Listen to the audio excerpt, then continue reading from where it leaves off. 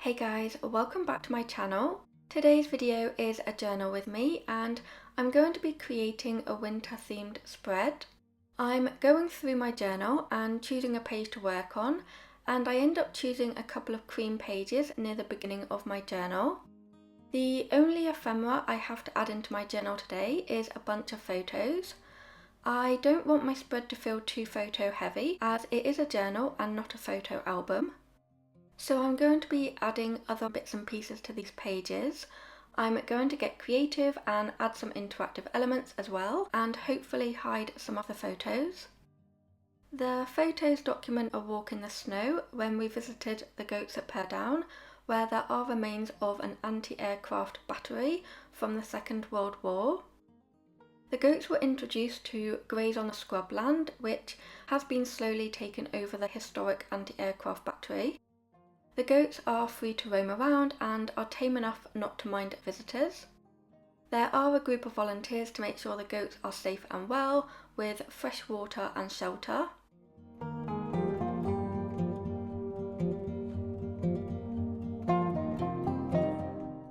This here is a 4x6 Project Life journaling card, and I'm thinking of backing it onto these photos for some journaling space. I like the idea of creating a kind of waterfall effect with these photos.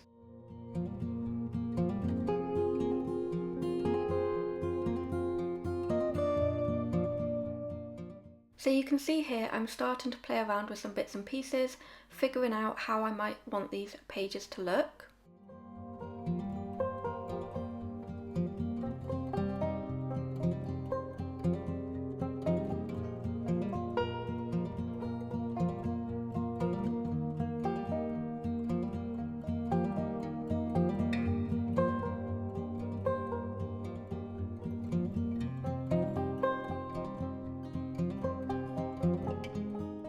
Because I usually add double-sided tape on the back of my photos, I'm using double-sided tape on the back of the journal card, and I'm using quite a lot just to make sure all of the photos get some double-sided tape.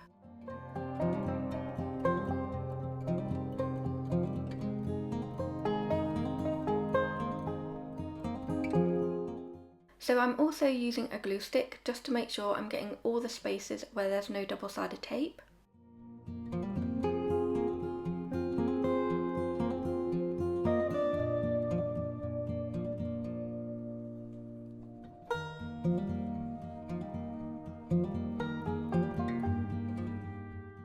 I'm just trimming off the excess around the journal card, and my first mistake I make is rounding the corners.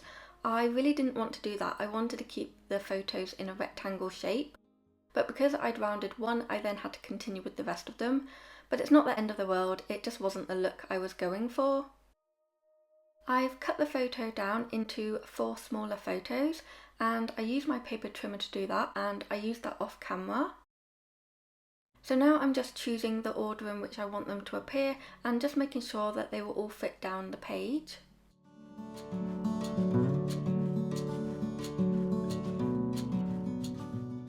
So in order to attach them to the page, I'm actually using washi tape on both sides of the photo.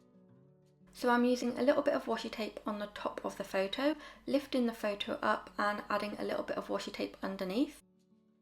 And to this date, I can confirm that the washi tape is holding that photo, paper and journal card. It is quite thick, so I might go in with some clear sellotape just for further reinforcement, but I don't do that in this video.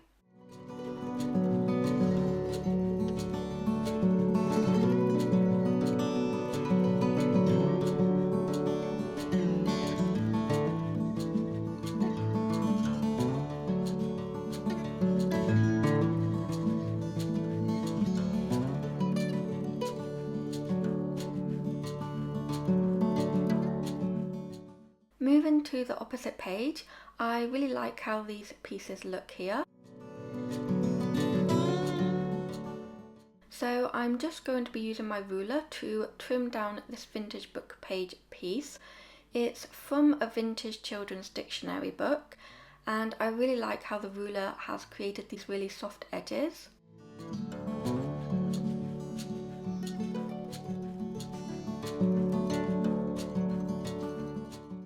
I used double-sided tape on the back of my photo, and I'm going to be using some double-sided tape to create a pocket with this journal card.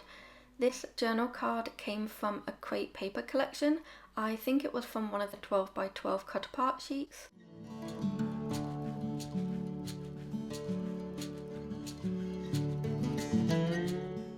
And then I'm just going in with some washi tape to decorate the page a little bit. This blue tape is by the brand MT.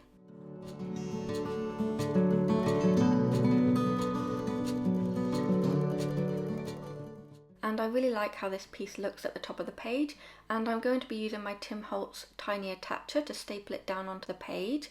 But first of all, I had to add some staples because I'd run out.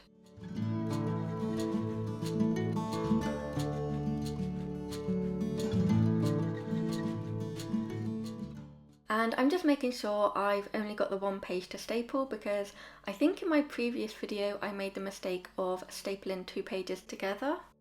I need to add some more space for some photos, and I have some scrapbook paper scraps here, and I'm going to try and create a flip out page. So this piece of scrapbook paper I believe is from a really old Simple Stories collection. It might be one of the Christmas ones or winter ones, I'm not too sure. I'm just using a pencil to mark where I need to trim it down, and then I'm going to use my ruler to create a really nice soft edge. And I really like this floral woodland piece of scrapbook paper. Again, that was from Simple Stories, but the back was a little bit too busy for my liking.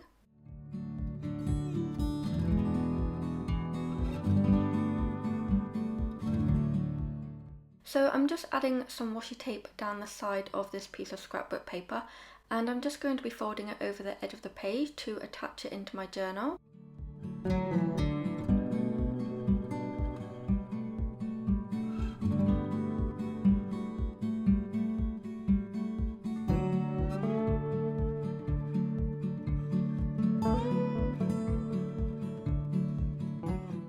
I also add a piece of washi tape on the inside just for extra security.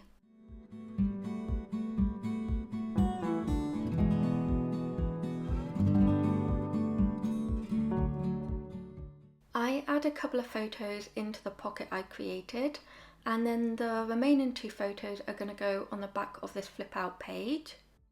I really don't like the red check grid design. It doesn't really go with the rest of the page, so I'm going to try and cover up as much of it as I possibly can, and I'm going to add some washi tape to the top and bottom of the photo.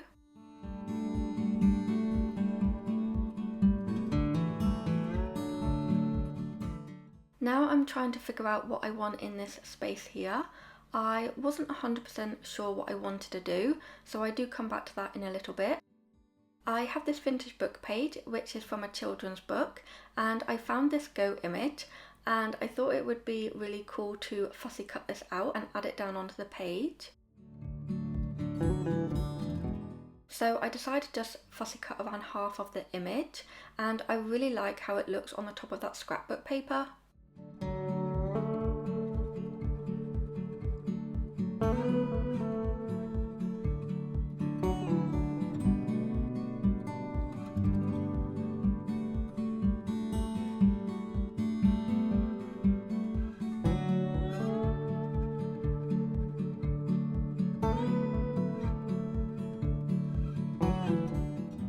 I finally decided to stick the Go ephemera piece down, and I've just used my glue stick for that.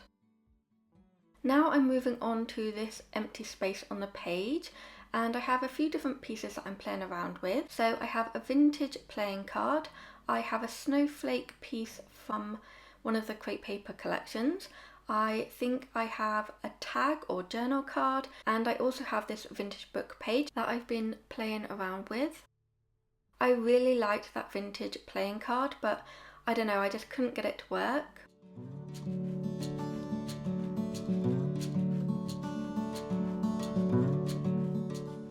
Then I had the idea of using my stencils and writing January with some colouring pencils, but the space was just too big for that, and I don't know, I just couldn't figure it out, and then in the end I just decided to go back to this vintage dictionary page. I think it went really well in the end and was probably the best choice out of what I had on my desk.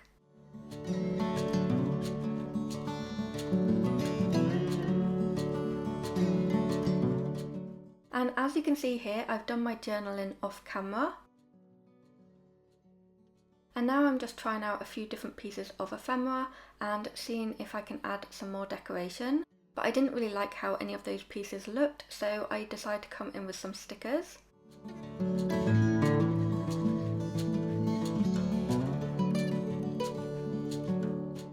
I added a yellow bow sticker because there was some yellow graffiti on the photo. And I've hidden a word under that winter ephemera piece.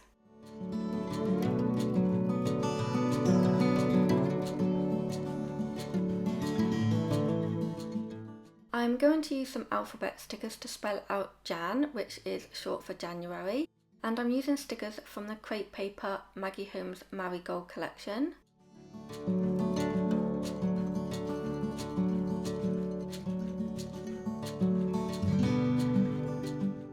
And because I didn't get to use my bigger stencil earlier, I decided to use one of the smaller ones to spell out the date and the year. I don't use stencils very often, so it was really fun to have a little play with them, and I really like how that looks.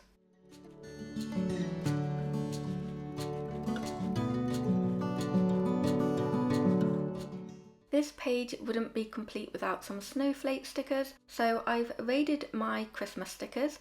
This sticker book is by Crepe Paper, the collection is called Busy Sidewalks.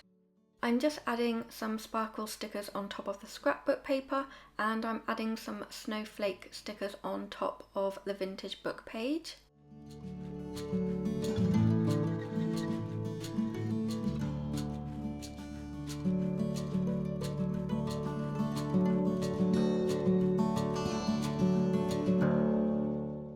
And here is a look at the finished pages.